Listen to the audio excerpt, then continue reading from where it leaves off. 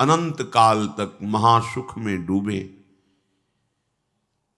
प्रभु की प्राप्ति केवल प्रभु के संबंध स्वीकृति से होती है। जो अनन्य भजन है वो क्रिया नहीं है, भजन क्रिया का स्वरूप है। असत आचरणों का त्याग करके देह संबंध को मिटाना, भगवत संबंध की स्वीकृति और उसमें तन्मयता। अब जो भजन होता है उसे अनन्य भजन कहते हैं।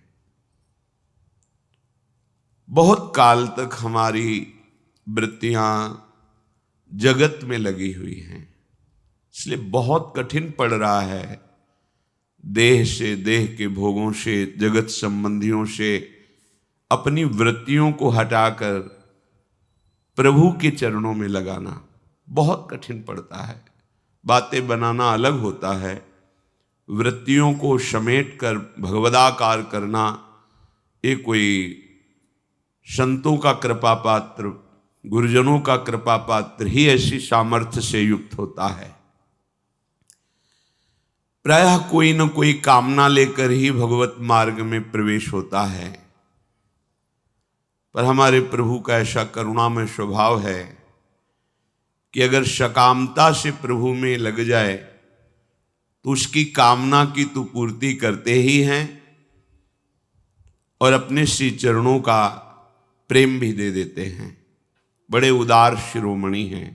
श्री चरणों के प्रेम का मतलब है अनंत वैभव से वैराग्य धारण करके केवल प्रभु में आसक्त हो जाना। ये बड़ी दुर्लभ बात है। प्रभु में आसक्त हो जाना ये बड़ी दुर्लभ बात है। अर्थात मन में ना किसी की चाह, ना किसी की आसक्ति, ना कोई बल, ना कोई अन्य भरोसा, एकमात्र सावई मनः कृष्ण पदारविंदयो, एकमात्र अपने आराध्य देव के। ये बड़ी दुर्लभ बात है। तन से भगवत संबंधी सेवा या व्यवहार संबंधी सेवा को भी भगवत स्वरूप मानकर करना, मन से केवल अपने प्रभु के ही विषय में संकल्प करना और अहम में दासत्व उतर जाना। दासत्व का स्वरूप होता है सब मेरे आराध्य देव हैं, मैं उनका सेवक हूं। सो अनन्य गति जाके असमति न टरे हनुमंत, मैं सेवक सचराचर रूप स्वामी भगवंत। मेरे प्रभु ही सब रूपों में विराजमान हैं। मैं प्रभु स्वरूप जगत का एक तुच्छ सेवक हूं। तृणादपि सुनीचेन, ये अहम में उतर जाए दासत्व। स्वभाव हमारा प्रभु की केवल चर्चा करना, प्रभु के विषय में ही चिंतन करना, प्रभु में ही सत्य भाव स्थापित हो जाना। अभी हमारा सत्य भाव जगत में है, शरीर में है, भोगों में है। देख रहे हैं सब परिवर्तनशील है, सब मर रहा है, प्रतिपल मर रहा है यहाँ, क्योंकि इसका नाम मृत्युलोक है। पर हमें सत्य भास रहा है। जब हमारे स्वभाव में ये बात बैठ जाए कि ये सब असत है, ये नाटक है माया का, सत्य है तो एकमात्र सच्चिदानंद रूपाय विश्वोत्पत्त्यादि हेतवे तापत्रय विनाशाय श्री कृष्णाय वयम नमः। हमारे प्रभु जी हैं, दूसरा कोई सत्य नहीं है। ये सब इंद्रजाल है, जादू का तमाशा है। माया ने नानात्व को भ्रमात्मक ऐसा खड़ा कर दिया है कि प्रभु दूर लगते हैं और ये सत्य और नजदीक लगता है। श्री भगवान कह रहे हैं, यद्यपि मेरा भजन कोई किसी भी भाव से करे तो उसको लाभ ही लाभ प्राप्त होता है, परंतु मेरा अनन्य हो के जो भजन करता है मैं उसके अधीन हो जाता हूं। ये बात अत्यंत दुर्लभ है, अत्यंत दुर्लभ। प्रभु का अनन्य होकर प्रभु का भजन करना है बहुत दुर्लभ बात है, बड़ी सूक्ष्म बात है। इस अनन्यता के लिए महाप्रभु हरिवंश चंद्र जी ने कहा है, दूरादपास्य स्वजनान, कोई भी स्वजन शब्द में हमारा नहीं होना चाहिए। ये बहुत दुर्लभ बात है, इसलिए दुर्लभ वस्तु को कठिनता से प्राप्त करने का विधान रखा जाता है कि सहज में सब कोई प्राप्त ना कर पावे। अपने स्वजन संबंधी स्नेहियों से थोड़ा भी राग न रह जाए। दूरादपास्य, हमारी एक एक वृत्ति उनसे दूर रहे। स्वजन सुख में हमारी एक भी वृत्ति न जाए। फिर सुखमर्थ कोटिम, अर्थ के द्वारा करोड़ों प्रकार के प्राप्त सुखों में भी हमारी वृत्ति न जाए। हमारा जैसे भरण पोषण आराध्य देव कर रहे हैं हम उसमें राजी हैं। यथालाभ संतोष सदा, काहू सो कछु न चाहोंगो, ये अनन्य भक्ति की बात है। फिर सर्वेषु साधन वरेषु चिरम निराशा, बड़े बड़े साधनाओं से प्राप्त होने वाले सुख में भी वृत्ति न जाए। जैसे भगवत रसिक जी कह रहे हैं, परमार्थ व्यवहार बनो कि ना बनो, व्यवहार बने कि ना बने, परमार्थ भी बने कि ना बने, हमें इससे मतलब नहीं। हमारे प्रियालाल अंजन बन करके हमारे नेत्रों में समा जाए, खास बात। ये अनन्य भक्त का स्वरूप है। केवल मेरे प्रियालाल हैं बस, मेरापन केवल प्रियालाल में, कहीं त्रिभुवन में नहीं, ना स्वजन में, ना अर्थ में, ना साधना में। हमारे साधन भी प्रियालाल हैं और हमारे साध्य भी प्रियालाल हैं। इसे अनन्यता कहते हैं। तो जो मेरे संबंध से भजन करता है, श्री भगवान अंदर की बात बता रहे हैं। भजन तो प्रयास सब करते हैं, पर किसी भी भाव से करें उनका मंगल होगा, निश्चित लाभ होगा, इसमें कोई संशय नहीं। पर ये जो अनन्य भक्त की बात है, ये थोड़ा दुर्लभ बात, अलग हो गई एकदम। प्रभु से अपना संबंध कोई मानना, तो ये हमारा माना हुआ संबंध सिद्ध नहीं होता, गुरुदेव प्रदत्त संबंध सिद्ध होता है। गुरुदेव जब हमें संबंध देते हैं आचार्य कृपा से, तो वो संबंध बहुत जल्दी सिद्ध हो जाता है, क्योंकि वो आचार्य परंपरा से सिद्ध संबंध है। जैसे अपने लोगों का प्रियालाल से सिद्ध संबंध है कि हम उनके श्री अंग सेवी हैं, इस स्वीकार करें। प्रिय सखी हैं श्री जी हमारी। अनंत जन्मों से संसार में भटकते रहे, प्रियाजू ने कृपा करके अपना लिया। कौन सा पद दिया हमें, ये सौभाग्य दिया कि अनंत ब्रह्मांडों का ईश्वर जिनकी कृपा कोर के लिए हाथ जोड़े खड़ा है, वो हमारी प्रिय स्वामिनी है, प्रिय सखी हैं। इससे बड़ा लाभ क्या हो सकता है। हम श्री जी के कहलाने का सौभाग्य प्राप्त किए। हम गर्व से कहते हैं कि हम महारानी जी के, हम लाडली जी के। ये सौभाग्य ब्रह्मा जी को भी प्राप्त नहीं है।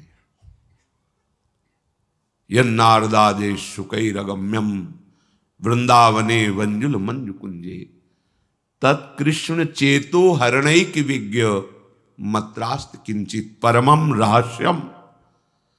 इन बड़े बड़े महापुरुषों के लिए जो श्री कृष्ण के चित्त का अपहरण करने वाली कोई परम रहस्यमयी, वो हमारी प्रिय सखी हैं। वो संबंध नहीं, इसलिए आपको ये शब्द समझ में नहीं आएगा। श्री जी हमारी प्रिय सखी हैं, हमारी स्वामिनी हैं। हमारी सहेली हैं। इससे बड़ा सौभाग्य क्या हो सकता है। प्रभु श्री कृष्णचंद्र जी इसी संबंध के कारण श्री जी की सखियों की चरण वंदना करते हैं, उनके चरण की तरफ झुक कर कहते हैं, मुझे आज श्री जी की बेणी गूंथने का सौभाग्य दीजिए। आप तो नित्य सेवा करते हैं, आज मुझे श्री जी के श्री चरणों में महावर लगाने का।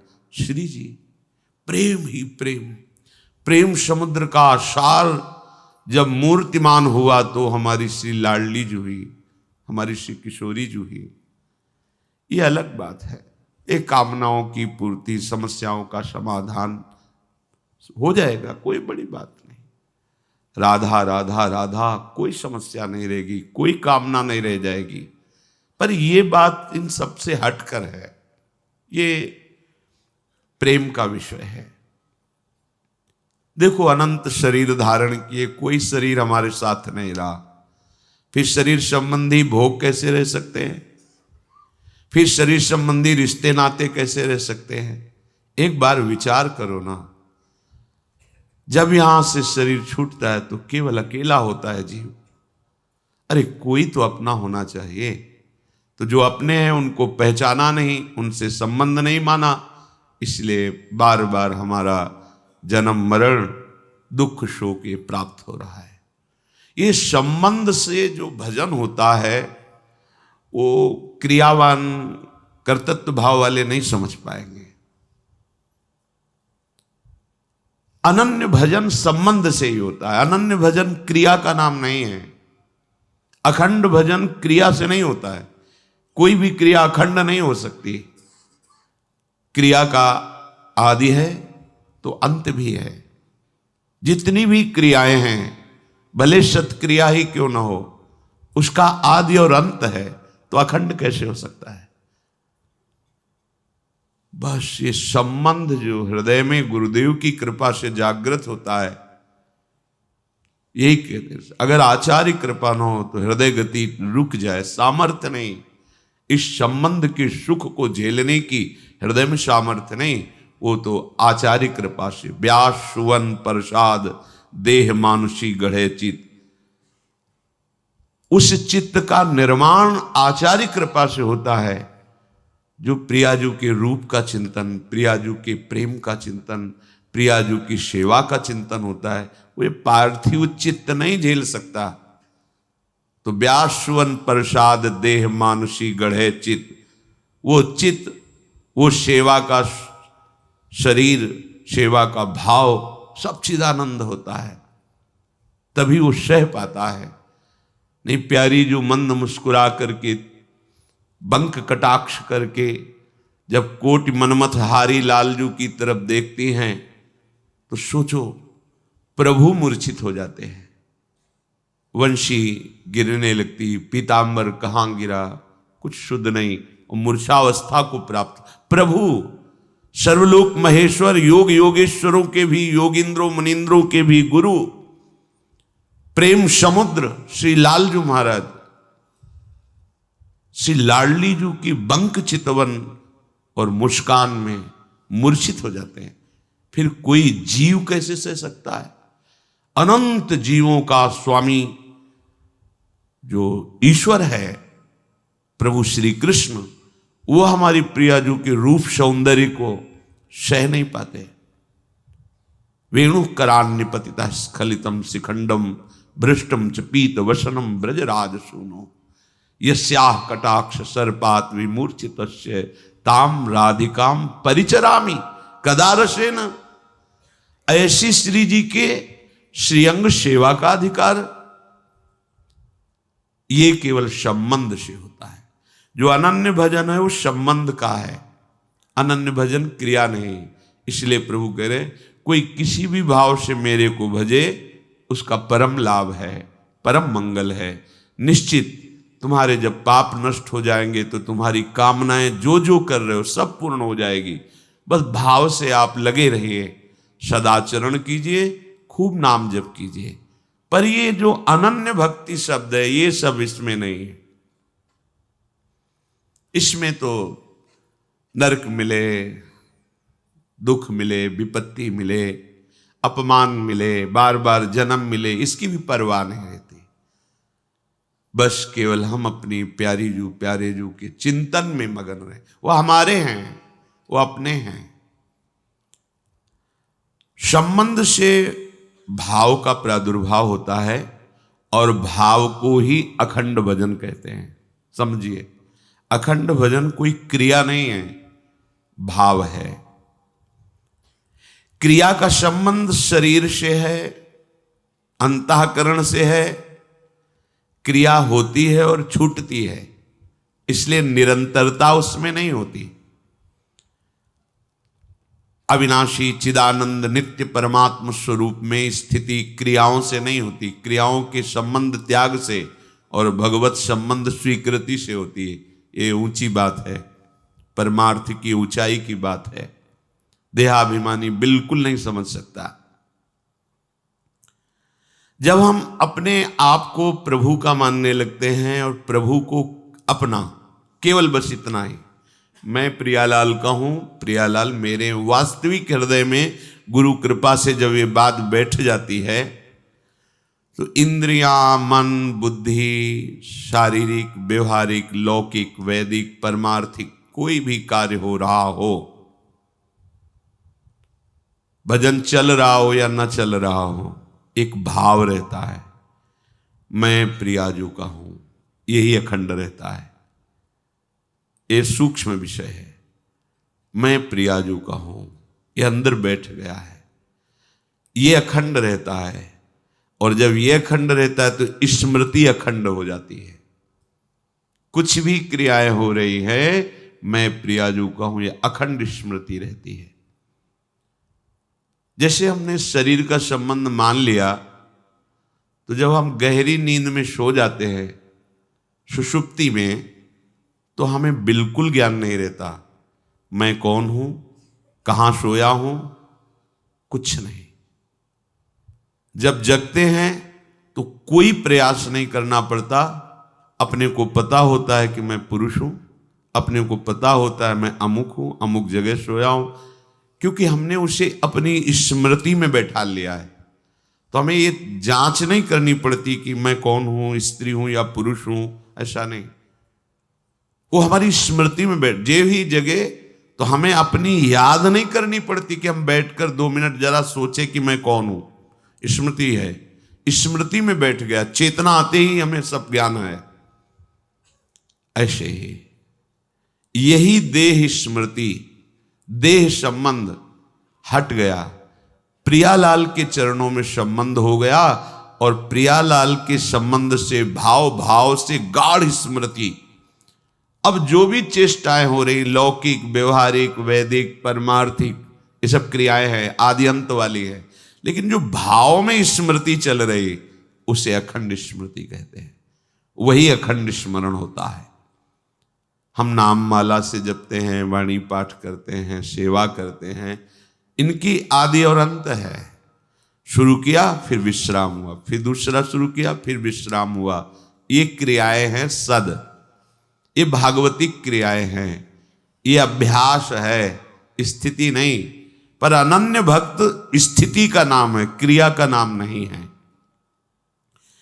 अनन्य मन से भजन करने वाले को भगवान कहते हैं मैं उनके अधीन हो जाता हूं। ये अधीन शब्द बहुत विकल करने वाला है। इतने बड़े महान प्रभु उसके अधीन हो जाते हैं। आप कैसे विचार कर पाएंगे कि भगवान आपको कितना प्यार करते हैं? बस आपकी वृत्तियां बहिर्मुख हैं, लोक में भटक रही, इसलिए जान नहीं पा रहे।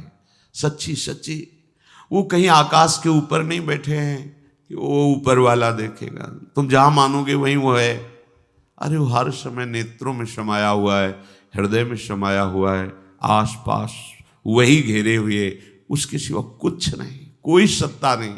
आपको लगता है स्त्री पुरुष मकान दुकान, ये कुछ नहीं, ये केवल माया का नाटक है। सच्ची कह रहे हैं। बस ये माया का नाटक नेत्रों से हटे तो एकमात्र अपने प्रीतम ही प्रीतम है।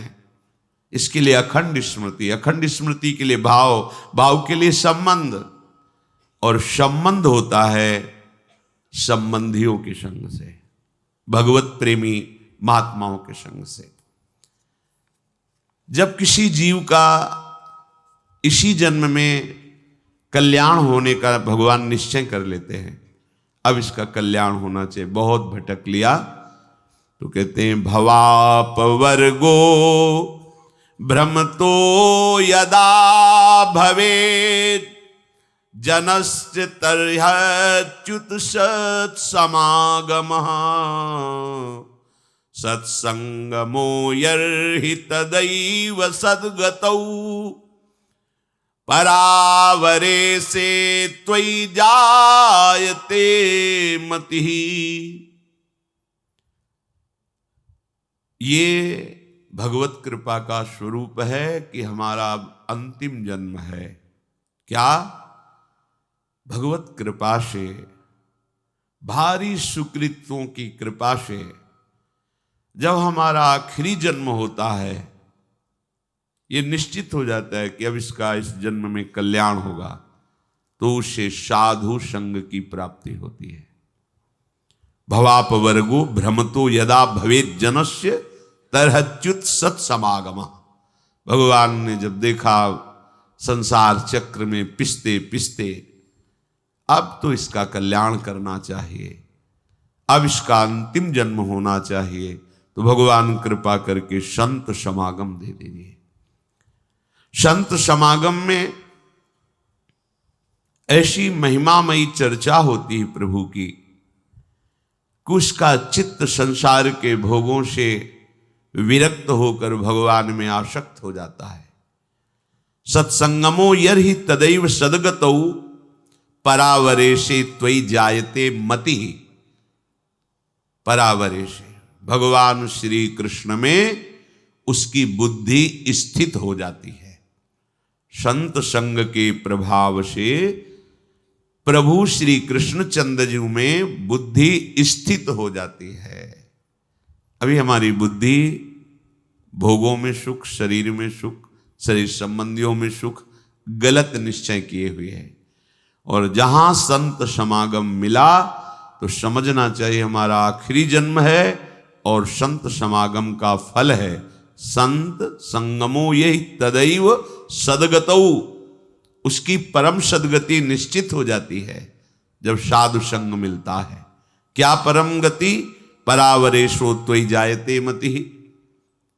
जो परम ईश्वर हैं प्रभु श्री कृष्णचंद्र जी, उनके चरणों में रति हो जाती है।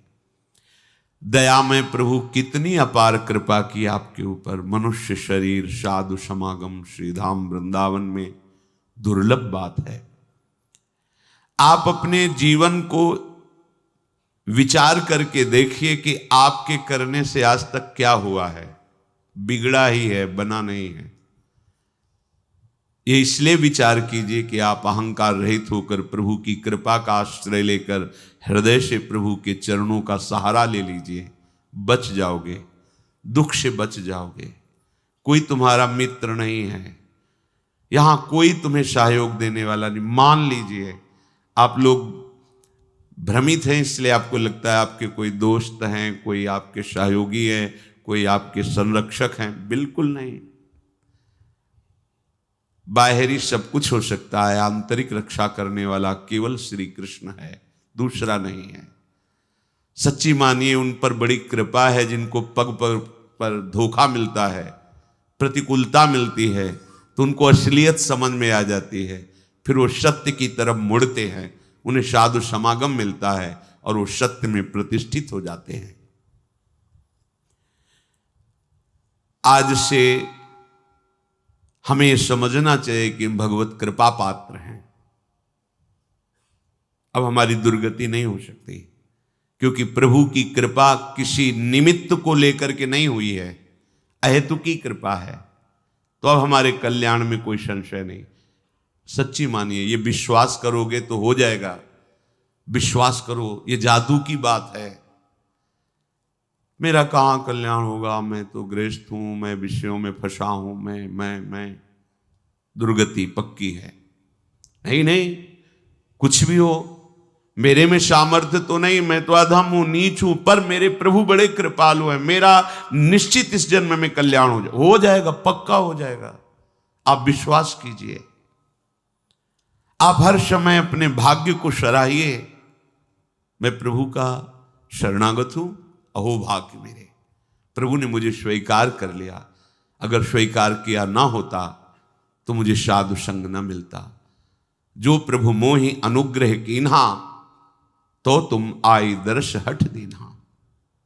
देखो, प्रभु ने मेरे पर कृपा की ना, तो हे महाभागवत हनुमान जी, आप अपनी तरफ से आकर मुझे दर्शन दिए ना। अब मोहि भाव भरोसा हनुमंता, बिनु हरि कृपा मिले नहीं संता। आज मुझे भरोसा हो गया कि हरि की हमारे ऊपर कृपा है, क्योंकि कृपा ना होती तो आप मुझे दर्शन न देते। आपके समीप हमें भगवत चर्चा करने का सौभाग्य, सुनने का सौभाग्य न मिलता। हम लोग जैसे भी हैं, अपने प्रियालाल के हैं। झूठी से ही सही तुम मान लो तो ये झूठी बात नहीं होगी, सच्ची है, क्योंकि है हम। संसार में तुम सत्य मान रहे हो पर सब झूठा है झूठा। तुम चाहे जितना सत्य मानो, ये मेरा, कोई तेरा नहीं। दुनिया में लाखों का मेला जुड़ा, हंसा जब जब उड़ा। तो इस बात को पकड़ो ना यार, कोई साथी नहीं, कोई साथ नहीं। एक साथी है, केवल श्री हरि नाम, केवल राधा नाम, क्योंकि राधा नाम, हरि नाम ही हरि को प्रकाशित करता है। इसलिए हमारा तो हरि प्रिया से भी प्रिय इनका नाम है। इनसे भी ज्यादा महत्व इनके नाम में हमें देना है, क्योंकि नाम से ही इनका परिचय, नाम से ही हमारा संबंध दृढ़ होता है। झूठी भी हम मान ले कि हम प्रियालाल के हैं तो झूठा नहीं होगा, वो सत्य, क्योंकि हम हैं उनके। आप झूठ से भी इच्छा करने लगो, इच्छा नहीं भगवत दर्शन की, पर झूठ से भी करने लगो, अब तो कल्याण हो जाए इसी जन्म में, अब तो प्रियालाल मिल जाए इसी जन्म में, वो मिल जाएंगे। झूठा खेल है सांचा होए, क्योंकि ये सांचा खेल है। इसमें नाटक भी करे भक्ति का तो भगवान कृपा करके उसे सच्चा भक्त बना देते हैं। बस आश्रय ले ले भगवान का। झूठा भी रोए, झूठा भी गाए, झूठा भी भाव से लगे, सच्चा भाव नहीं है, पर प्रभु देखते हैं ना कि मेरे में लगना चाहता है, मेरा आश्रय लिए, तो उसे सत्य भाव से युक्त कर देते हैं, उसकी भावना सत्य कर देते हैं। पूज्य श्री राधा बाबा कह रहे हैं, मेरा अनुभव है, संतों के अनुभव को समझना चाहिए। प्रभु से केवल एक ही प्रार्थना करो, यदि कि मुझे आपकी अखंड स्मृति प्राप्त हो, निरंतर भजन, आपसे प्रेम, तो प्रभु इस याचनाओं को कभी नहीं ठुकराते। आप एक प्रार्थना करें, मेरा भजन बन जाए प्रभु, निरंतर आपका भजन बने, आपकी स्मृति में मगन रहूं, आपके चरणों में प्रेम हो जाए, तो इस बात की पूर्ति प्रभु उसी समय प्रार्थना करते ही शुरू कर देते हैं। पर हम अज्ञानी इसलिए जान नहीं पाते। क्या? जब इस बात की पूर्ति में लगेंगे तो जहां जहां हमारी स्मृति, जहां जहां हमारा संबंध है, जहां जहां हमारा राग है, वो मिटाना शुरू करते हैं। तो फिर प्रश्न आ जाते हैं कि जब से भजन शुरू किया तब से विपत्तियां आ गई, लोग हमारे को प्रेम नहीं करते, वो नफरत की दृष्टि से देखते हैं, अमुक अमुक अमुक। ये वही तो हो रहा है जो आपने मांगा है। प्रभु से प्रेम करने के लिए हमें सर्वात्म वृत्ति चाहिए, और हमारी वृत्तियां फैली हैं तो हमारे राग का वो नाश करके उन वृत्तियों को अपने में लगा रहे हैं, और वो भजन छोड़ देता है, वो सतमार्ग छोड़ देता है। कि जब से शुरू किया तब से घाटा, लोगों का अपमान, परिवार में कोई प्यार नहीं करता, और एक दो अगर पधार गए तो फिर तो और पुष्ट हो गया कि बड़ा अनिष्ट मार्ग है, भगवत मार्ग नहीं चलना। देखो, जब भगवान से तुम प्रेम मांगोगे तो प्रेम तभी होता है जब अनन्यता आती है। तो आप अनन्य बन नहीं पा रहे, तो आपको अनन्य बनाएंगे। वो अन्य का अपहरण करके ही तो अनन्य बना जाता है। और जब अन्य का अपहरण होने लगा तो आप चिल्लाने लगे, ये क्या, ये क्या, तो मांगा क्या था? हे प्रभु निरंतर भजन हो, आपसे प्रेम हो, वही तो कर रहे हैं। नहीं ये नहीं चाहिए तो फिर मांगो संसार के भोग सामग्री, फिर ये बात नहीं आएगी, ये बात नहीं आएगी। संसार के भोग जन्म जन्मांतरों में कभी फिर कृपा होगी, तब यही होगी, तब यही कृपा होगी। कोई तुम्हें पूछने वाला नहीं रहेगा। भक्ति के मार्ग में जब चला जाता है तो भगवान सहयोग करके ऐसी स्थिति देते हैं कि कोई प्यार नहीं करता, सच्ची में कोई प्यार नहीं करता। जब आपके अंदर विवेक होगा और झांक के देखोगे तो उसकी स्वार्थ और वासना झलकती नजर आएगी, जो आपको कह रहा है मैं आपको बहुत प्यार करता हूं। जब जांच करके देखो तो उसका अपना सुख, उसका अपना स्वार्थ नजर आता है, प्यार नजर नहीं आता। प्यार होता है जिससे हम प्यार करते हैं उसको सदैव सुख प्राप्त हो, कभी स्वप्न में भी दुख प्राप्त ना हो, ऐसा केवल भगवान, दूसरा कोई नहीं है। अन्य कामी यदि करे कृष्णेर भजन, कृष्ण तारे देन स्वचरण। कृष्ण कहें आमाय भजे, मांगे विषय सुख, अमृत छाण मांगे विष, यही बड़ मूर्ख। आम विज्ञ यही मूर्ख, विषय सुख केन, दिव तव चरण दिया विषय सुख भुलायु। जो अन्य कामना से हमारे प्रभु का भजन करते हैं तो प्रभु कृपा करके उसे अपने चरणों में प्रेम देने की चेष्टा करते हैं। भक्तों का संग, नाम, गुण, कीर्तन आदि के द्वारा उसे आगे बढ़ाते हैं। प्रभु कहते हैं जो मेरा भजन कर विषय सुख मांगते हैं बड़े मूर्ख हैं, ये अमृत छाण कर विष मांग रहे हैं, कैसे इनको दूं? ये बड़ी मूर्खता है जो प्रभु का भजन करके संसार के धोखेबाज विषय मांगे, हम पद प्रतिष्ठा मांगे, हम ये अमृत छाण मांगे विष, यही बड़ मूर्ख, ये बड़ी मूर्खता है। अमृत छाण करके हम विषय सुख मांग रहे हैं। देखो सबसे बड़ा पद इस सृष्टि में आज तक किसी को मिला है तो ध्रुव जी को मिला है। ध्रुव जी अटल पदवी को प्राप्त हुए। तो जब भगवान श्री हरि सामने आए और ध्रुव जी को वरदान दिया अटल पदवी का, तो ध्रुव के आंखों में आंसू आ गए और हृदय में जलन पैदा हो गई। ये मैंने क्या मांगा? ऐसे सौंदर्य माधुर्य निधि प्रभु के चरणों की सेवा ना मांगकर, इनका प्रेम ना मांग करके मैंने अटल पदवी मांगी। उसी समय उन्होंने प्रभु से प्रार्थना की कि हे अनंत, हे भगवन, त्वयि भगवत वासुदेवे मुहु निरंतरम भक्तिम प्रेम प्रवहताम सात्येन कुर्वताम अमलाशयानाम अमल आशयो एषाम ते अमलाशयाः निर्मलान्तः करणानाम महताम सताम प्रसंगः मे मम भूयात् एन भगवद गुण कथामृत पानमत्तः भवतो गुणानाम। हे प्रभु, मेरे से चूक हो गई। मेरे अंदर कामना थी कि मैं ऐसा पद प्राप्त करूंगा जो हमारे पिता और पितामह को भी नहीं है। प्रभु ये चूक इसलिए हो गई कि बहुत काल तक आपके प्रेमी संतों का संग नहीं मिला। इसलिए हे अनंत, हे भगवान, भक्ति मुहु प्रवहताम त्वयि में प्रसंगो भूयाद अनंत महता ममलाशयानाम एनांजसोल्वण मुरु व्यसनम भवाब्धिम निश्चय भवद गुण कथामृत पानमत्तः। प्रभु, जो आपके नाम जप में, आपकी लीला कथा कहने सुनने में मत्त हैं, ऐसे अपने प्रेमी संतों का मुझे संग दे दो। मुझसे जो चूक हुई, क्या चूक हुई? ये जो अटल पदवी मिली, देखो जलन हो रही हृदय में कि मैंने अटल पदवी क्यों मांगी, प्रभु की दासता क्यों नहीं मांगी। अटल पदवी ऐसी कि सप्तऋषि परिक्रमा करते हैं, सर्वश्रेष्ठ पद पर ध्रुव जी आज भी विराजमान है, पर उनको बड़ा दुख हुआ कि मैंने ये क्यों मांगा। सोचो, उस अटल पदवी पे अपने तो थोड़े थोड़े विषय मांग रहे हैं, उनको दुख हुआ कि मैंने दासत्व क्यों नहीं मांगा। प्रभु के समीप निरंतर रहकर इनके श्रीअंग की सेवा करता, ऐसे प्रेम निधि प्रभु के संग क्रीड़ा करता। ये चूक कहां से हो गई? पता चला भगवत प्रेमी महात्माओं का संग नहीं हुआ, इसीलिए चूक हो गई। तो कह रहे कि हे भगवान, आप यदि हम पे प्रसन्न हो तो आपके भाव में जो भरे हुए भक्तजन हैं, जो आपकी लीला कथा में उन्मत्त हैं, तृप्त हैं, ऐसे महापुरुषों का मुझे संग दो। क्यों? क्योंकि जब वो आपकी लीला कथा कहेंगे तो उनकी वो मस्ती सबके ऊपर चढ़ती है।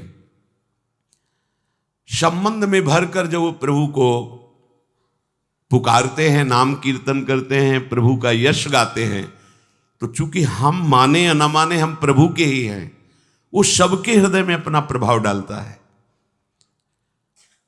इस विविध दुखों से पूर्ण भयंकर भवसागर से वो सहज में पार हो जाता है जो भगवत प्रेमी संतों का संग कर लेता है। तेन स्मरन्त्यतितरां प्रियमी समर्त्यम ये चान्वदः सुत सुहृद गृहवित्तदाराः ये त्वज्जनाभ भवदीय पदारविंद सौगंध्य लुब्ध हृदय सुकृत प्रसंगा। हे नलिनाभ प्रभु,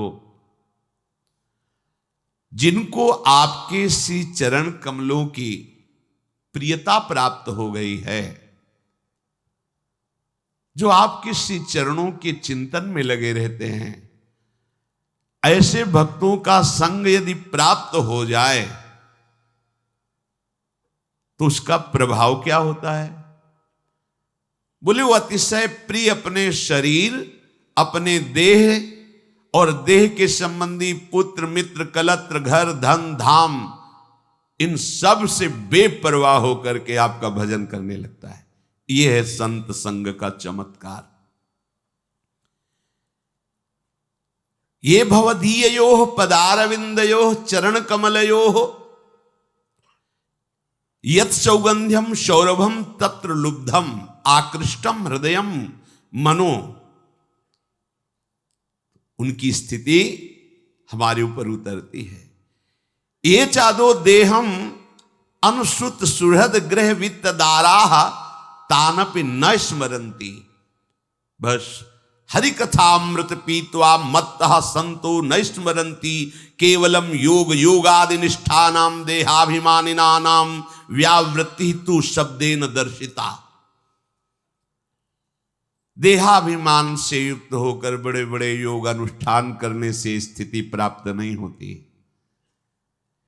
ये स्थिति भगवत प्रेमी महात्माओं के लीला गायन, नाम कीर्तन, महिमा गायन का जब हम श्रवण करते हैं तो उनके संग से ऐसी स्थिति प्राप्त होती है कि अतिशय प्रिय देह और देह की संबंधी वृत्तियां जो पुत्र में, मित्र में, कलत्र में, घर में, धन धाम में हैं, इन सब से वृत्तियां हट जाती हैं और बेपरवाह होकर भगवान के सुमिरन में डूब जाती है। ये संत संग का प्रभाव है। तेषामहं पाद सरोज रेणुर माया बहेयाधि किरीट मायु यम नित्यदा बिभ्रतया सुपापम नश्यत्यमुं सर्वगुणा भजन्ति। हे संत महापुरुषों, आपकी चरण रज को आयु पर्यंत मैं अपने शीश पर धारण करता रहूं, क्योंकि जिनके माथे पे संत चरण रज विराजमान होती है वो निष्पाप होकर के भगवान का प्रिय बन जाता है।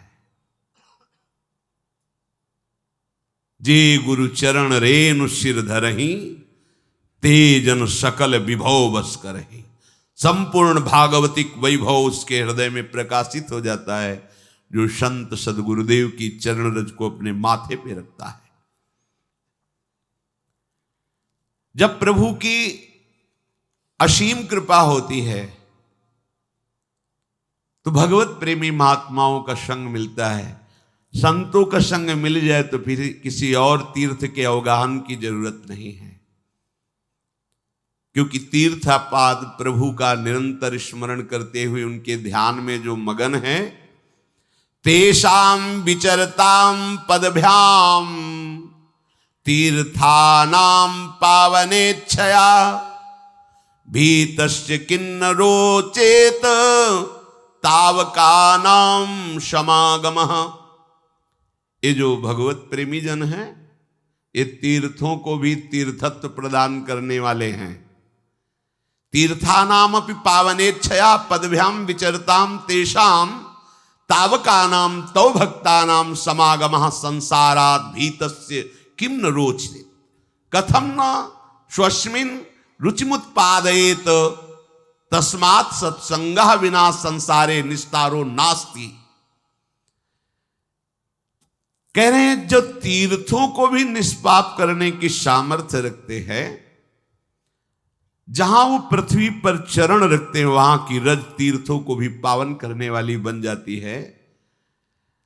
संसार से भयभीत हुए दुखी हुए जीव जब इन संतों के समीप पहुंचते हैं तो इनकी चरण रज में, इनकी वाणी में, इनके दर्शन से, स्पर्श से संपूर्ण अशुभ पाप नष्ट हो जाते हैं और वो भयभीत हुआ संसार से पुरुष अभय पद को प्राप्त कर लेता है। तस्मात् सत्संगम बिना संसारे निस्तारो नास्ति। बिना संत संग के किसी का संसार से निस्तार हो जाए, उद्धार हो जाए, ऐसा असंभव। इसलिए महत्सेवाम द्वार माहुर विमुक्तेश तमो द्वारम योषिताम संग संगम महांतस्ते समचित्ता प्रशांता विमन्यवः सुहृदः साधवो ये। महापुरुष संत की प्राप्ति भगवत कृपा से होती है, बस उसका निर्वाह आपको करना है। निर्वाह उनकी आज्ञा का पालन, यही महत् सेवा है। महत् सेवाम द्वार माहुर विमुक्तिर। महापुरुषों की सेवा साक्षात मुक्ति पद है, अर्थात आपका निश्चित कल्याण हो गया। सेवा उनकी आज्ञा का पालन। जो महापुरुषों के, संतों के संग में उनकी आज्ञा का पालन करते हैं वो मुक्त हैं, जीवन मुक्त हैं, इसी समय मुक्त हैं, ये अनुभव हो जाएगा। तमो द्वारम योषिताम संग संगम। पर सावधानी ये रखनी है कि जो केवल स्त्री संग को ही सुख समझते हैं, नाना प्रकार की भोगी वृत्तियों को ही सुख समझते हैं, ऐसे लोगों का संग त्याग दे, क्योंकि ये तमो द्वारम, ये साक्षात नरक का द्वार है। किसी एक माता बहन ने प्रश्न किया था कि शास्त्रों में स्त्री को नरक का द्वार कहा गया है, तो ऐसा क्यों कहा गया है? तो उसकी शास्त्रों की जो बात है उसको समझने के लिए हृदय की धरा चाहिए, भूमिका चाहिए। तो उस भाव को समझना है। जो स्त्री शरीर को भोग दृष्टि से देखता है उसके लिए कहा गया तुम साक्षात नरक के द्वार में खड़े हो, क्योंकि तुम अपराध कर रहे हो। स्त्री नरक का द्वार नहीं, स्त्री को तुमने भोग दृष्टि से देखा, ये नरक का द्वार हुआ। क्योंकि भगवान ने भी नरक के द्वार का वर्णन किया, कामा क्रोधा तथा लोभा। भगवान कह रहे काम क्रोध लोभ ये नरक के द्वार हैं। अर्थात तुमने काम दृष्टि से किसी भी माता बहन की तरफ जो भाव किया वो तुम्हें नरक ले जाएगा। उस शास्त्रों में जो शब्द लिखा हुआ उसको समझने के लिए हृदय की भूमिका चाहिए, पवित्रता चाहिए। आप लौकिक दृष्टि से नहीं समझ पाएंगे। जैसे यहां वर्णन है तमो द्वारम योषिताम संग संगम। जो केवल स्त्री भोग को ही सुख समझते हैं, जो नाना प्रकार की इंद्रियों की दुलार में लगे हुए हैं, ये नारकी पुरुष हैं। ऐसे पुरुषों का संग त्याग करके संत संग करें।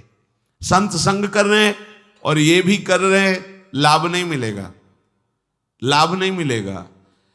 हो सकता है संत संग का कम असर और कुसंग का बहुत ज्यादा असर हो जाए। क्योंकि हम देखते हैं 5 वर्ष सत्संग सुना और 5 मिनट कुसंग हो गया तो सारे सत्संग पे कुसंग पानी फेर देता है। ऐसा क्यों हुआ? इतना कमजोर सत्संग है? बोले नहीं, अभी तुम्हें 5 मिनट दिखाई दे रहा है कुसंग, लेकिन वो 50 अनंतों वर्षों से कुसंग में ही रहा है। थोड़ा समय सत्संग का मिला, सुधार की तरफ। सत्संग का मतलब चढ़ाई और कुसंग का मतलब फिसलना। फिसलने में कितनी देर लगती है? महल बनाने में समय लगता है, बुलडोजर लगा गिराओ, शाम तक सब गिर जाएगा। 5 वर्ष की सत्संग की चढ़ाई 5 मिनट में उतार के फेंक दिया कुसंग ने, क्योंकि फिसलन, सर से नीचे आ गए। ऊपर चढ़ने में प्रयास है, नीचे आने में प्रयास नहीं होता। पानी कहीं भी डालो नीचे जाता है। ऐसे हमारी वृत्तियां अधोगामी हैं, प्रकृति की तरफ आकर्षित होती है। इसीलिए कुसंग का त्याग करके संत संग करे, बहुत जल्दी लाभ होता है, पर प्राय ऐसा नहीं हो पाता। इसीलिए सत्संग का सही रंग नहीं जम पाता। कैसे संत होते हैं? जिनके संग से जीवन मुक्तता का वर्तमान में भी अनुभव हो जाए। बोले महांतस्ते समचित्ता प्रशांता विमन्यवः सुहृदा साधो। ये वो महापुरुष जन, ये समचित्ता समदर्शिनः प्रशांता शुद्ध चित्ता विमन्यवः विगत क्रोधा सुहृदा सर्वेषां हितकांक्षिणः साधवा सदाचारा ते महांतो गेया। वो महापुरुष होते हैं जिनमें सब में भगवत दर्शन की भावना है। सब में समदर्शिना वही होते हैं जो सब में अपने प्रभु को देखते हैं। वही परम संत है जो सब में अपने प्रभु को देखते हैं। विद्या विनय संपन्ने ब्राह्मणे गविहस्तनी स्वनीचय सुपाके चा पंडिता समदर्शिना, जो सब जगह अपने, वही है। ये तो बाद में पता चलता है ना कि छलिया कैसे छल रहे थे तुम आकर के, अब समझ में आया। ये पर्दे लगाकर वही है, दूसरा नहीं। ये तो गुरु कृपा से बाद में जब अंतःकरण त्रिगुणात्मिका माया के प्रभाव से मुक्त हो जाता है, तब ये दिखाया वो इतना बड़ा नाटक कर रहा था सब रूपों में। वही है समदर्शिनः प्रशांताः। चाहे जैसी परिस्थिति आ जाए पर वो अशांत नहीं होते, वो शांत रहते हैं। ऐसे प्रशांत, चाहे आप उनको अपमानित करें, निंदा करें, तिरस्कार करें, या उनके पास जो है सब छिन जाए तो भी कोई फर्क नहीं पड़ेगा, क्योंकि सब प्राकृतिक पहले ही उसका राग नष्ट हो चुका है, इसलिए उनकी अशांति नहीं होगी। आपको बोध हो चुका है इसकी परीक्षा बाहरी लक्षणों से तो हो ही नहीं सकती, पर कुछ बाहरी लक्षण।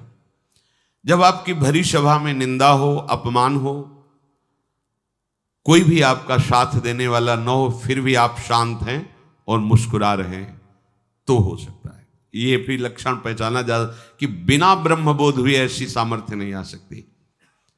पूज्यपाद सिवड़िया बाबा जी महाराज, गंगा किनारे एक बहुत बड़ा संत समागम हुआ था, तो जहां बड़े बड़े महापुरुष भी आए थे। बाबा तो समस्थिति को प्राप्त महापुरुष थे। समस्थिति का प्रवचन करना और समस्थिति में होना बड़ा अंतर है। तो हरि बाबा जब कीर्तन करते थे तो सबसे पहले ओंकार नाद करते थे। जे ही घंटा, अपने ही कर कमल में घंटा रखते थे, और जे भी घंटा बजाए तो उसके पहले ओम, तो सब बाद में ओम बोलते थे। ये बात जो शास्त्रीय विधान के ज्ञाता जन थे वो विरोध करते थे। तो पूज्य बाबा के पास बड़े महापुरुषों ने भी ये बात निवेदन की कि ये प्रणव का उच्चारण सबको करने का अधिकार नहीं। वैदिक उद्गीत महामहिमा में प्रणव, उसके लिए कुछ नियम है, कुछ सिद्धांत हैं, उसका ऐसे कीर्तन नहीं कराया जाता। तो बाबा ने कहा हरि बाबा और हरि में कोई भेद नहीं इस समय जो मैं देख पा रहा हूं, इसलिए जो भी बोलेंगे सब शास्त्र सिद्धांत होगा, इनको हम मना नहीं कर सकते। कोई साधारण संत नहीं, ये भगवत प्राप्त संत हैं। वहां संतों में सब आए हुए थे, तो बाबा की सीधे निंदा शुरू की। ये ऐसा सन्यासी होकर भी कीर्तन में जाते हैं, कीर्तन में रास में बैठते हैं, प्रणव उच्चारण होता है उसका निषेध नहीं करते हैं, अब जो मन में आए सो बोल, माइक हाथ में हो फिर बोलने का अवसर हो, फिर क्या कहना है। और विद्वान हो तो शास्त्र के सूत्र ले ले करके। अब बाबा के एक से एक उद्भट भट्टाचार्य शिष्य थे। बाबा की जब निंदा करे तो सब, बाबा ने सबको शांत किया, सब शांत, चुप बैठो। आधा घंटे तक वो बोलते रहे, शांत हो गए। सभा विसर्जित हुई, बाबा अपनी कुटिया में गए तो जो उनके सब शिष्य थे बोले, बाबा एक सेकंड में इसके मुंह बंद कर देंगे हम, ये शास्त्र के श्लोक बोलता है अभी एक से। बोले हाँ, यही हमारे संग का असर तुम पर हुआ है, यही असर हुआ है। तुम हमारा सत्संग सुनते हो, वाणी सुनते हो, देहाभिमान पुष्ट करने के लिए करते हो क्या? वो क्या बोले? वो जो बोल रहे सही बोल रहे हैं। उड़िया बाबा नाम का एक शरीर है ये, और उसकी वो निंदा कर रहे हैं। तो इसकी तो निंदा हम भी करते हैं, शास्त्र भी करते हैं। शरीर कोई बंद नहीं है, ये तो निंदनीय है। और जो उड़िया बाबा का स्वरूप है वो भी है, वो कभी अपनी आत्मा की निंदा कर नहीं सकता। तो जिसकी निंदा होती उसी की निंदा हो रही। तुम लोगों ने क्या सीखा? सब शांत, कोई फर्क नहीं। ये आत्म स्वरूप, ये प्रशांत आत्मा। भगवान कह रहे हैं कैसे संतों का संग वास्तव में वर्तमान में ही जीवन मुक्त कर देता है। बोले समचित्ताहा प्रशांताहा, प्रशांत, बड़ी से बड़ी द्वंद्व की स्थिति आने पर भी मंद मुस्कुराहट और आनंद होना चाहिए, क्योंकि ये सब मायाकृत है, इसमें कोई लाभ नहीं। कोई तुम्हारी निंदा करे तो तुम जल गए, इसका मतलब देह भाव में हो, तभी तो तुम्हें देह की निंदा से परेशानी हुई। आत्मा की कोई निंदा कर सकता है क्या? आत्मस्वरूप की, हमारे स्वरूप की कोई पहुंच है किसी के पास? तो निंदा क्या करेगा? जानता ही नहीं तो क्या निंदा है? जानता है शरीर को, इसकी निंदा तो शास्त्र भी करते हैं। इसकी निंदा ही तो करके इससे राग रहित हुआ जाता है। अगर इसकी वंदना करेंगे तो इसमें राग बना रहेगा, राग बना रहेगा तो दुर्गति बनी रहेगी। ये शरीर ही तो दुर्गति का हेतु है। प्रशांत आत्मा, अभिमन्यवः, क्रोधहीन, कभी क्रोध ना आए। तो संतों में क्रोध क्यों नहीं आता? क्योंकि क्रोध की स्वयं सत्ता नहीं है, ये कामना से प्रकट होता है। अगर कामना है हमारी ये कि सब शांत बैठिए, समझिए, वो अभी कोई हल्ला मचाने लगे तो अभी क्रोध आए। हे, तुमको यहां का नियम पता है, शांत बैठना चाहिए, ऐसा। अगर कोई भी कामना है तो क्रोध आने की संभावना है।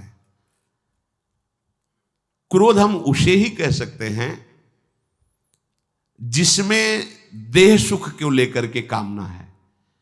अगर भागवतिक कामना है और उसमें जो आता है वो अपने भजन की बचाव पक्ष या पुष्टता के लिए करता है।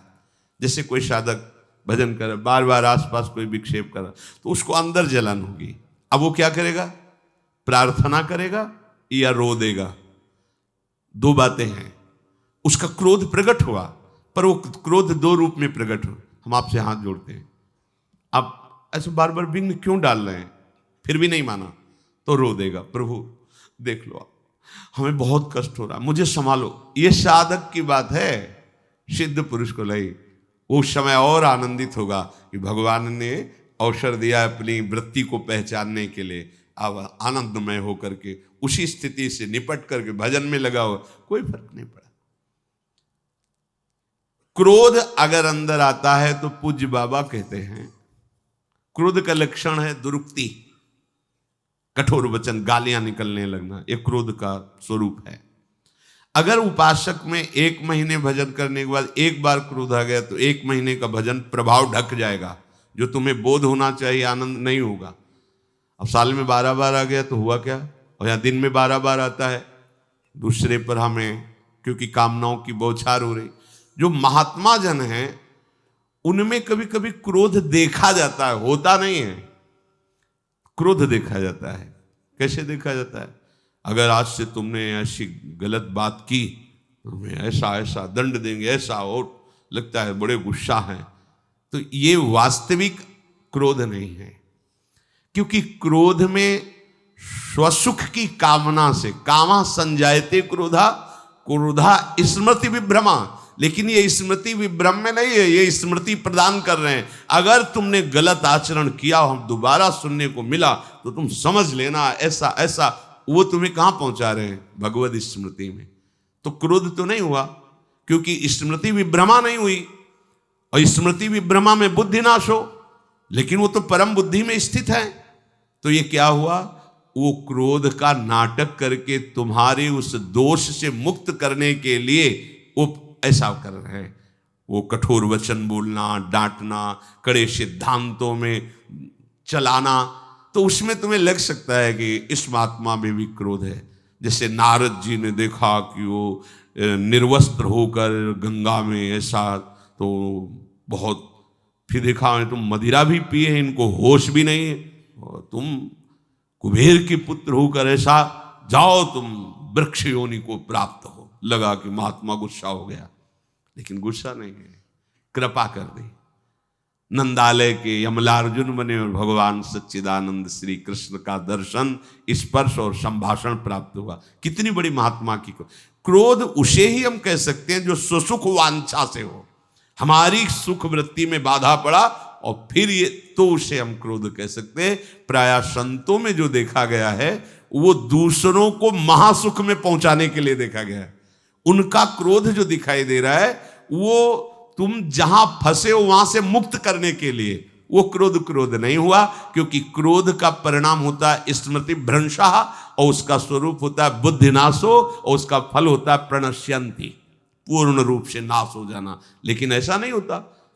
मुनिन का क्रोधो मुक्तिदातार, कागभूषुंड जी पे क्रोध, जा काग का शरीर प्राप्त कर, बार बार हमारे वचनों को काटता है। परिणाम क्या हुआ?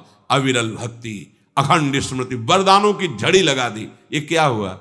जहां थे उससे भी ऊंचे स्थित। इसीलिए कभी काक शरीर को नहीं त्यागा कि इसी शरीर से मुझे भगवान की निर्मल प्रेम भक्ति मिली, इसीलिए मैं इसको नहीं त्यागता। तो विमन्यवः, कभी जिनको क्रोध नहीं आता, सुहृदा साधवो, ये जो सबके मित्र हैं, सुहृद हैं। संत वही है जैसे आपको अपने परिवार में प्रेम होता है, उससे ज्यादा प्रेम पूरे विश्व में हो। कोई भी सामने आता है, अपना प्यारा आता है। सुहृदा सर्वभूतानाम, समस्त भूतों में उनकी ऐसी भावना होती है। उदार चरितानाम वसुधैव कुटुंबकम, हाँ, सर्वे भवन्तु सुखिना, सर्वे सन्तु निरामयाः, सर्वे भद्राणि पश्यन्तु माँ कश्चित् दुःख भाग्। विश्व में किसी को कभी दुख न मिले, सब निरोग रहे, सब स्वस्थ प्रसन्न रहे, ऐसी संतों की भावना होती।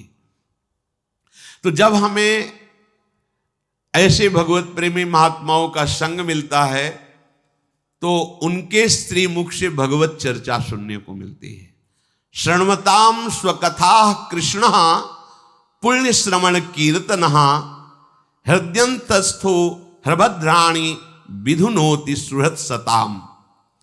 जब भगवान श्री हरि श्री कृष्ण की चर्चा सुनने को मिलती है तो उसका प्रभाव श्रवणेन्द्रिय से हृदय में जाता है। चाहे नाम कीर्तन हो या गुण कीर्तन, वो हमारे हृदय के सारे मल को छुड़ा देता है। जो कानों से भगवान नाम कीर्तन बैठे सुन रहे हैं या भगवत चर्चा सुन रहे हैं। श्रवण कीर्तने पुण्ये सताम साधूनाम सुहृद हितकारी भगवान श्री कृष्ण स्वकथा स्वकीय गुण नाम कथा शृण्वताम श्रवण परायणानाम अंतस्थ हृदय स्थितः सन हृदय स्थितानि अभद्राणि दुर्व्यसन रूपाणि अशुभानि विधनोति विनाशयति दूरी करोतीत्यर्थ। कह रहे कि कथा सुनते सुनते हृदय निर्मल हो जाता है। भगवान कथा के द्वारा ही हृदय में पहुंच जाते हैं। और हृदय में बैठकर अभद्राणी, जितनी अमंगल वृत्तियां हैं, दुर्व्यसनान, जितने गलत नशा हैं, गंदी बातें हैं, अशुभान विधनोति, सब अशुभों को धो बहा देते हैं, दूर कर देते। भगवान स्वयं हृदय में बैठ जाते हैं। प्रभु श्री कृष्ण का यश कथा और नाम कीर्तन ये संपूर्ण प्राणियों को पवित्र कर देता है। और अपनी कथा और नाम कीर्तन सुनने वालों के हृदय में आकर प्रभु उनकी अशुभ वासनाओं को, अशुभ व्यसनों को, दुर्गति को स्वयं नष्ट कर देते हैं। ये जना सताम भक्तानां मुखात आत्मनः आत्मत्वेन प्रकाशमानस्य सर्वस्वरूपेण वर्तमानस्य वा भगवतः श्री कृष्ण कथामृतम कथासुधम श्रवण पुटेषु तो कर्ण विवरेषु संभूतम पूर्णम पिबन्ति श्रद्धया श्रणवन्ति ते विषय दूषिताशयम नश्यन्ति। जो प्रभु श्री कृष्ण की कथा नित्य निरंतर सुनते रहते हैं, नाम जप करते रहते हैं, नाम कीर्तन करते रहते हैं, तो उनकी समस्त विषय वासनाएं नष्ट हो जाती हैं। जो लोग कहते हैं हमें काम वृत्ति, हमारी ये वृत्ति, तुम समय क्यों देते हो इनको? आसन बिछा के बैठा लोगे, स्वागत करोगे, तब तो अपना प्रपंच वो रचेंगे ही। और अगर हृदय रूपी आसन भगवान नाम से भरा हुआ है तो कोई आप प्रवेश ही नहीं करेगा। भरी सराय रहीम लख आप पथिक फिर जाए। अगर आपका हृदय धर्मशाला बना हुआ है कि चाहे काम आवे, चाहे क्रोध आवे, चाहे लोभ आवे, सबका स्वागत है, तो भी ऐसे ही रोते रहोगे। नाम चल रहा है भगवान की, अगर आपको कोई विकार सता रहा है, आप उसी समय भगवान की किसी भक्त का चरित्र पढ़ने लगो, कोई भगवत चर्चा सुनने लगो, यंत्र आदि से सत्संग सुनने लगो, या जोर जोर से नाम कीर्तन करने, देखो अभी खत्म हो जाएगा। स्पष्ट वर्णन है, भवजल निधि को नाव, काम पावक को पानी। ये चतुराशी जी, शुरू कर दो चतुराशी जी। 45 मिनट बहुत रफ्तार से गाओगे तो 45 मिनट लगेगा, थोड़ा आराम से तो 1.25 घंटा, और राग से गाओगे तो 2 घंटा। 2 घंटे में होश खराब हो जाएंगे काम के, वो टिकेगा थोड़ी। वो तो अगर उसको समय दोगे तो टिकेगा। अब आप लोग तो दरवाजा खोल के आसन बिछा के बैठे हो, आओ महाराज बैठो, तो प्रपंच तो रचेगा ही। खाली हृदय मतलब प्रपंच की रचना। तो जो प्रभु की अमृतमयी कथा कीर्तन सुनते रहते हैं, उनकी विषय वासनाओं से जो मलिन अंतःकरण है वो शुद्ध हो जाता है, वासनाएं जागृत ही नहीं होती हैं। यदि आपकी प्रभु की चर्चा में रुचि नहीं है, प्रभु के नाम कीर्तन में रुचि नहीं है, तो आपका धर्म अनुष्ठान, आपका दान पुण्य, तीर्थ स्नान सब बेकार हो गया। केवल श्रम ही मिला, कोई लाभ नहीं मिला। धर्म स्वनिष्ठित पुंसाम भिक्षुस्तेन कथासु यः नोत्पादयेद यदि रतिम श्रम एव ही केवलम। यदि तुम्हें भगवत चर्चा प्रिय नहीं लगती, सत्संग अच्छा नहीं लगता, नाम कीर्तन करने में रुचि नहीं, नाम कीर्तन सुनने में रुचि नहीं, इसका मतलब धर्म, तीर्थ स्नान आदि आदि जो आपने किया सब व्यर्थ गया, किसी न किसी अपराध से नष्ट हो गया। नहीं, इन सब का फल है कि प्रभु के नाम कीर्तन सुनने कहने में रुचि, प्रभु की लीला कथा कहने सुनने में रुचि हो जाए।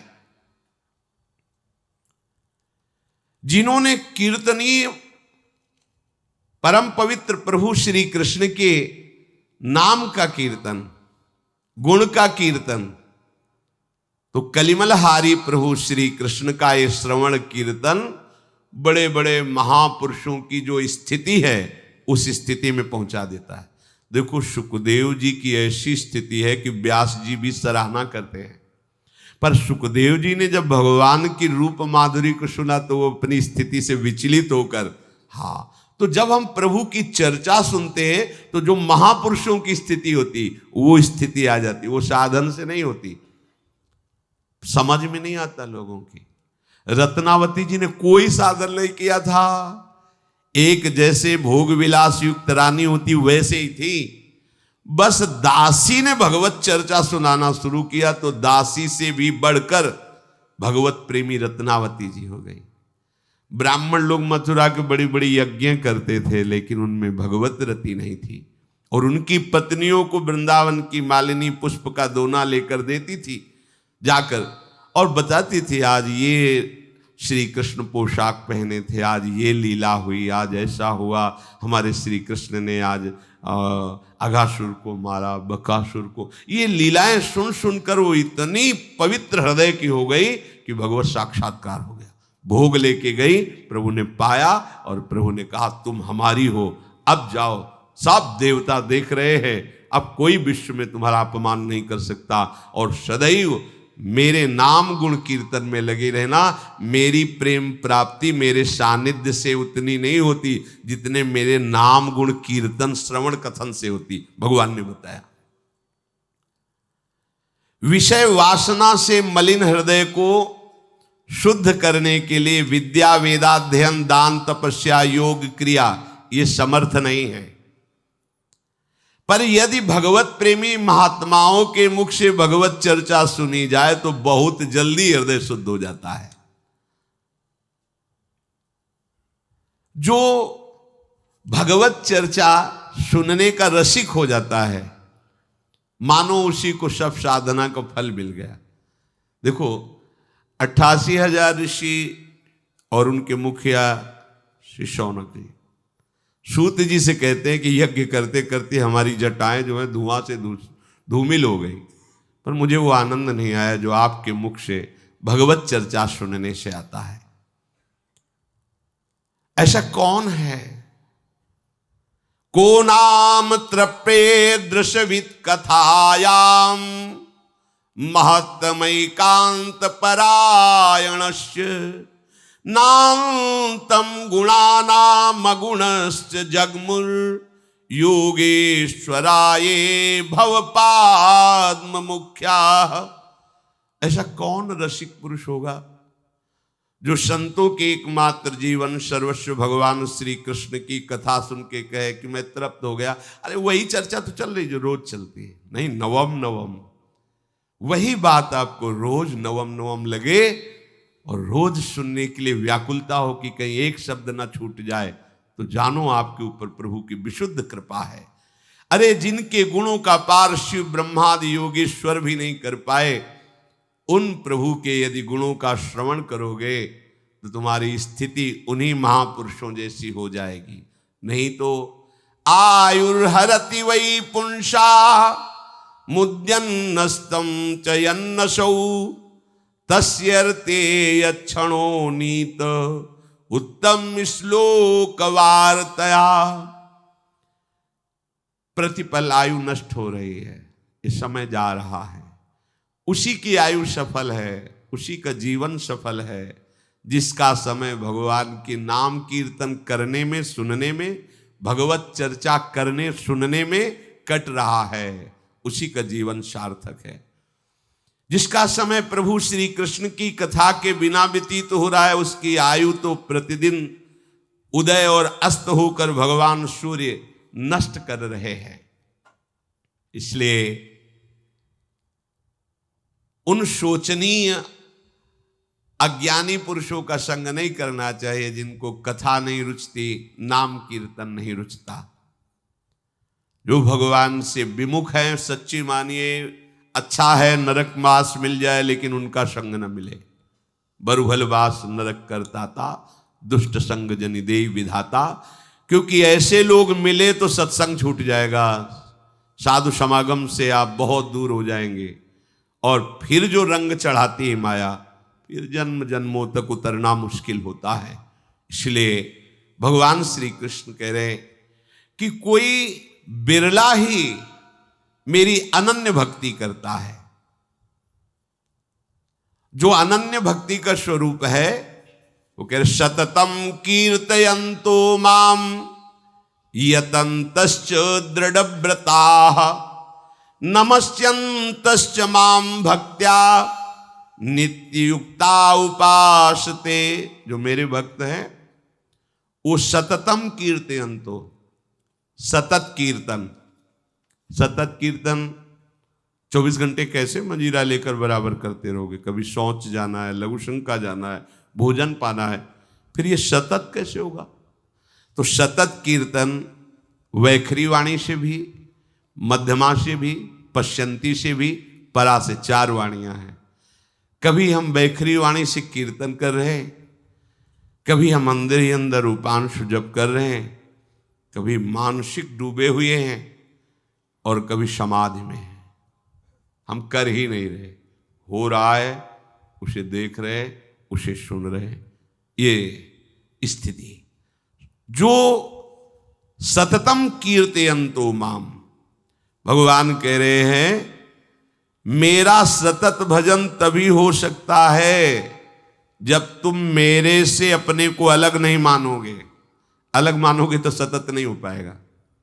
क्या मैं मनुष्य हूं, मैं किसी का पति हूं, मैं किसी का पुत्र हूं, मैं किसी का अमुक अमुक अमुक, अब आपका सतत भजन नहीं होगा, क्योंकि जिस जिसको माना उसका चिंतन जाएगा ना, तो वही विघ्न। मैं किसी का कुछ नहीं हूं, प्रभु का हूं, दास हूं, ये सेवा मिली तो मैं सेवा कर रहा हूं।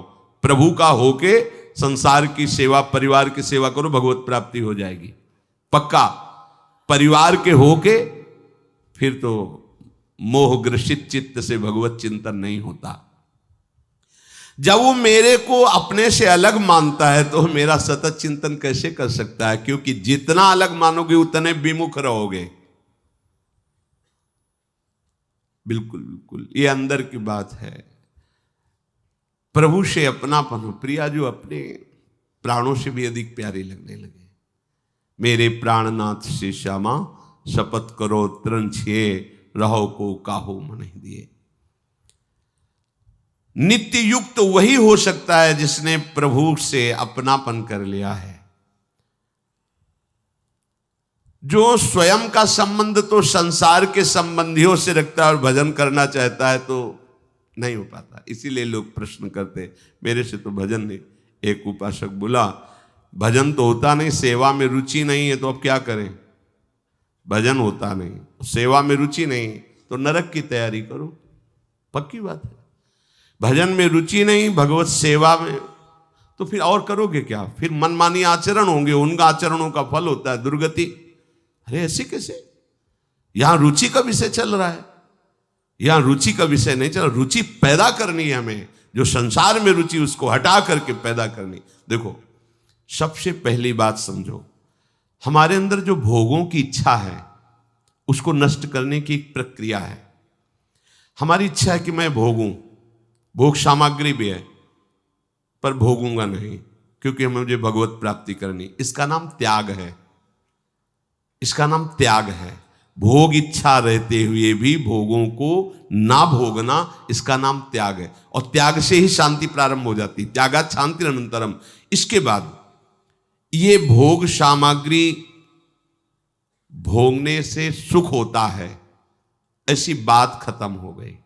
उसे वैराग्य कहते हैं।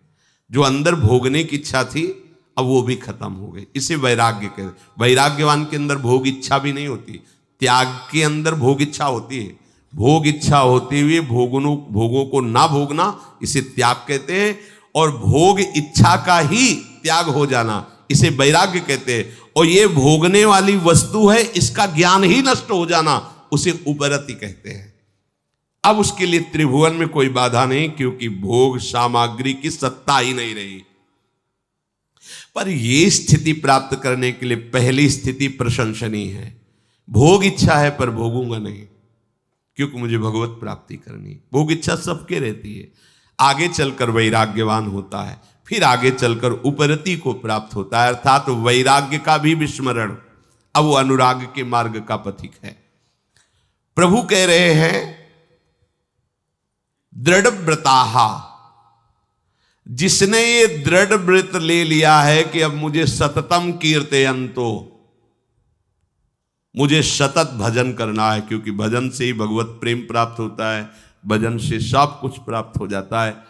दृढ़ व्रताहा, लोगों को लगता है कि राम राम कृष्ण कृष्ण कहने से, राधा राधा कहने से, लोग कहते हैं क्या खाने को मिल जाएगा, क्या परिवार चल जाएगा क्या? अरे बाबा जी लोग हैं उनका, तुम्हारे परिवार में कितने लोग हैं, हमारे परिवार में कितने लोग हैं, आप विचार करके देखो। है तुम्हारे घर में कितने की रसोई बनती होगी? 2, 4, 10, 12, 15, 20, इतने में परेशान हो। या क्योंकि तुम अपनी रसोई के मालिक तुम हो, यहां के मालिक श्री हरि हैं, बस अंतर इतना है। मुझे लगता है बाबा लोग हराम का खा रहे हैं। नहीं नहीं, ऐसा नहीं है। हराम का तो श्वास भी नहीं मिलती यहाँ। तुम्हारे जिस दिन पुण्य खत्म हो जाएंगे ना, तो एक ऐसे भी नहीं ले पाओगे, खत्म कर दिया जाएगा, बाहर कर दिया। हराम का यहाँ कुछ नहीं है। सच्ची मानिए, सब राम का है, सब श्याम का है, सब हराम का तो कुछ है ही नहीं। तुम्हारी बुद्धि हराम की, इसलिए ऐसा सोचती है। भगवद अरे यार, अनंत ब्रह्मांडों को रचने वाला, अनंत ब्रह्मांडों का भरण पोषण तेरे से हो रहा है क्या? अरे अहंकारी, तू अपने अहंकार को प्रभु में समर्पित करके देख, मौज लूटेगा, आनंद लूटेगा, मस्त हो जाएगा। यही भ्रम है कि मेरे से चलता है, यही भ्रम तुझे चिंता में फंसा करके तुझे जला रहा है। तो एक बार अपने आप को प्रभु के हवाले तो करके देख। तो डर लगता है कि प्रभु के सहारे हो गए, सब बंद हो गया तो उसको लगता है ना सब बंद हो गया, फिर ये तो बाबा जी बनाने वाली बात कह रहे। हाँ, हम करो जो कर रहे हो, हम ये लेके ताला लगा दो दुकान में, नौकरी में मत जाओ, ऐसा नहीं कह रहे। आप केवल ये सब करते हुए प्रभु का भरोसा ले लो तो आप देख लोगे। ये सब करते हुए तुम सुखी नहीं हो पा रहे हो, करो पर भरोसा प्रभु का ले लो, फिर आप देखना कैसा आनंद आपको मिलता है। दृढ़ व्रता, पर जो ये सांसारिक भोग और संग्रह में लगे हुए हैं वो ये निश्चय ही नहीं कर पाते कि भजन से सुख मिलता है।